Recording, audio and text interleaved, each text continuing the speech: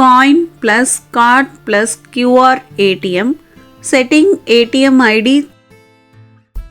இது initiatives coin plus card plus QR ATM மற்றும் நாம் இப்போது ஏடிஎம் ஐடி செட்டிங்ஸை பார்க்க போகிறோம்.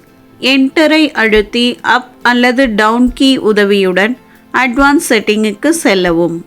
கர்சர் அட்வான்ஸ் செட்டிங்குக்கு அருகில் இருப்பின் என்டரை அழுத்தவும்.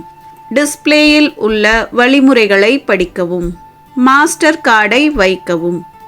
டவுன் கீ உதவியுடன் செட் ஏடிஎம் ஐடி ஆப்ஷனுக்கு செல்லவும். செட் ஏடிஎம் ஐடியை என்டர் செய்யவும். உங்கள் ஏடிஎம் ஐடியின் வேல்யூவை செட் செய்யவும்.